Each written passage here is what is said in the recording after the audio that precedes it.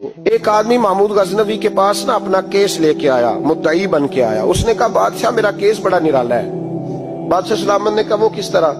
کہنے لگا یہ میرے پاس ایک تھیلی ہے، میں نہ سفر پہ جانے لگا تو یہ تھیلی پوری ہیروں کی بھری ہوئی، فلاں علاقے کے جو قاضی صاحب ہے نا، میں جاتی دفعہ میں کہیں سفر پہ جا رہا تھا تو میں ان کے پاس چھوڑ گیا کہ رستہ لمبا ہے، کہیں کوئی مجھ سے چھین نہ لے، ہیروں کی بھری ہوئی۔ کچھ دنوں کے بعد میں واپس آیا ہوں، قاضی صاحب نے مجھے تھیلی واپس کی ہے تو اس میں ہیروں کی بجائے کھوٹے سکے نکلے۔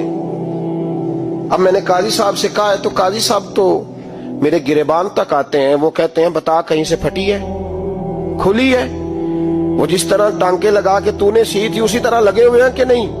تو حضور لگے بھی بالکل اسی طرح ہے، نہ پھٹی ہے نہ کھلی ہے۔ اب میں لٹ گیا ہوں، میری کل عمر کی کمائی ضائع ہو گئی، کھوٹے سکے کہاں اور ہیرے کہاں؟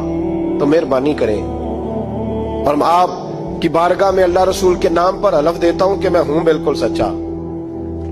محمود غزنوی کہنے لگے تو جا، تھیلی چھوڑ جا، اور جب میں تجھے بلاؤں گا پھر دوبارہ آنا۔ وہ شخص چلا گیا۔ محمود غزنوی اٹھے، دربار برخاست کیا، لوگوں سے کہنے لگے چلے جاؤ، میں 3 دن کے لیے سیر کرنے جا رہا ہوں، 3 دن کے بعد لوٹوں گا۔ اکیلے جب رہ گئے نا محمود دربار میں تو محبوب نے چھری منگائی۔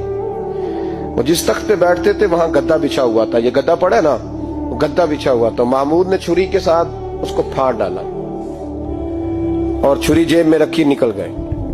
کہنے لگے میرے بعد کوئی میرے دربار والے احاطے میں داخل نہ ہو۔ محمود چلے گئے۔ اب وہ صفائی کرنے والا جب آیا نا، اس نے آ کے دیکھا تو گدا تو پھٹا ہوا ہے۔ اس نے شور ڈال دیا، پہرے دار بھی آ گئے، فلاں صاحب بھی آ گئے، فلاں صاحب۔ اس نے کہا وہ خدا کے بندو، اس کا گدا پھٹ گیا ہے، وہ تو مار ڈالے گا۔ اس نے کہا تھا سوائے صفائی اور نگرانی والے کے دوسرا آئے کوئی نہ، اور یہاں آیا بھی کوئی نہیں، پہلے دن ہی پھٹا ہوا ہے تو لٹکا دے گا سب کو، کیا کریں؟ شور ہو گیا، سارے دربار کے ملازمین اکٹھے ہو گئے۔ ایک بندہ بولا، کہنے لگا فکر نہ کرو، میں کیسے بندے کو جانتا ہوں، اس طرح سیے گا کہ جس نے پھاڑا ہوگا اسے بھی پتہ نہیں چلے گا کہاں سے پھٹا تھا، ایسا بہترین رفو کرے گا کہ پتہ بھی۔ اس نے کہا یار ہم سارے 1 مہینے کی تنخواہ دیتے ہیں، تو بندہ بلا۔ وہ بلا لیا اس کو، اس کا نام محمد رفو گر تھا۔ وہ آیا، اس کو گدا دکھایا، اس کا یار اس طرح سینہ پتہ نہ چلے۔ اس نے کہا فکر ہی نہ کرو، میں بڑا کاریگر ہوں۔ بڑے بڑے کاریگر لوگ نہیں ہمارے ملک میں پائے جاتے، کوئی نشان چھوڑتے ہیں پیچھے بڑے۔ احمد رفو گر کہنے لگا اس طرح سیوں گا کہ پھاڑنے والے کو بھی پتہ نہیں۔ ان کا پیسے لے یار تو سی دے۔ اس نے سی دی، اگلے شام ہی لا کے بچھا دیا گدا۔ تیسرے دن بادشاہ سلامت آئے، آ کے پہلی نظر گدے پہ ڈالی۔ اس نے بلایا سب ملازمین کو، کہا کس نے سیا ہے؟ کہا جناب کیا ہوا؟ کہا یہ پھٹا ہوا تھا۔ کس نے؟ کہا نہیں پھٹا ہی نہیں۔ وہ کہنے لگے بنو بات، میں خود پھاڑ کے گیا تھا، تو بتاؤ صحیح سیا کس نے ہے؟ کہا جناب آپ پھاڑ کے گئے تھے تو بتایا کیوں نہیں؟ فرمانے لگے اسی لیے تو بتایا نہیں تھا کہ تم خود تحقیق کر لو، بلاؤ بتاؤ سیا کس نے۔ تو بلا لیا، احمد رفو گر آ گیا۔